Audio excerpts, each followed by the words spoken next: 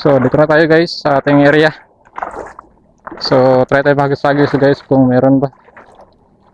Kaso may namamana sa sunahan guys. Oh. Lipat lang tayo ng area ngayon. Kasi, huwag niya na, pag may mga ganyang bagay, bulabog na yung spot na ganyan. Kaya hanap lang tayo ng ibang area. Kasi may nakauna sa atin eh. Kaya hanap-hanap tayo ng area. Napakainit pa guys, alas 2 pa ng hapon.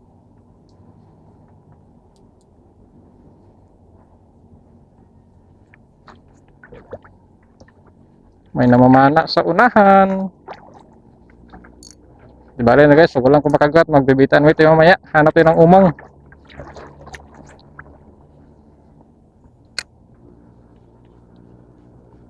Uy, strike. Strike agad. Strike agad. Balo, maliit.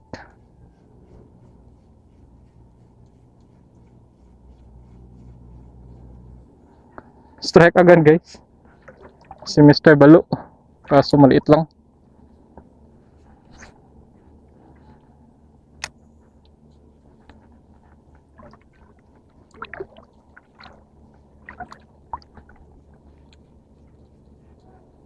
Maraming sabitan dito guys.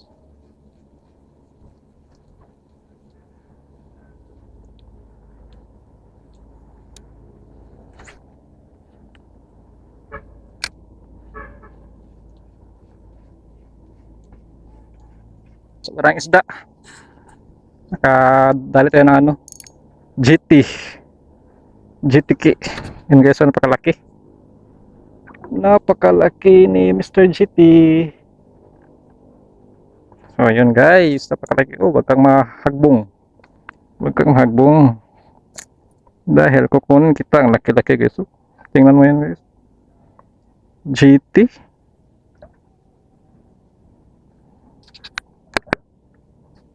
Malaking GT. Tiki. So nakahuli tayo mga master. Isang tiki na malaki. Literal na GTK. Sinabit pa. Buti na nakalabas.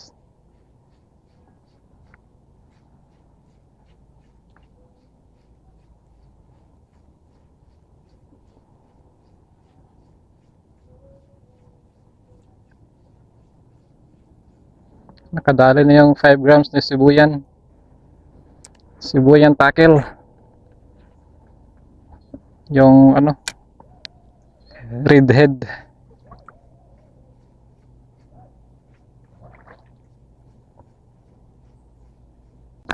Ay, nakadalawa tayo guys.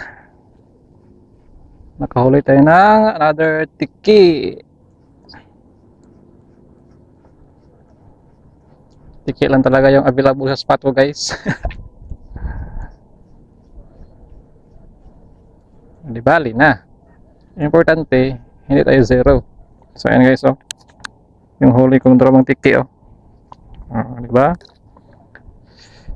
Okay na yan. Tapos na yung naman sa unahan. So try tayo guys, baka may balo. Dragon lure.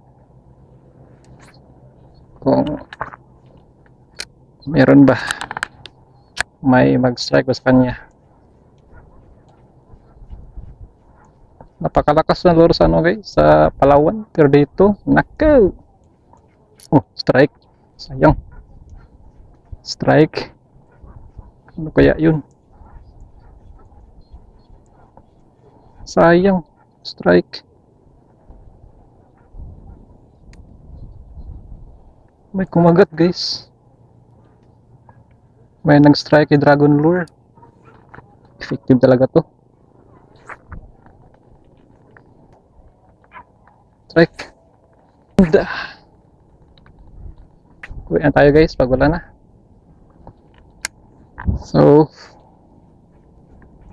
update guys, dalawa lang yung huli natin. Dalawang tiki lang.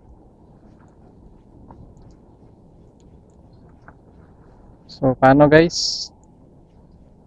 Kita-kits na naman tayo sa susunod na mga fishing vlog. Kahit dalawa lang, importante hindi tayo nabukya.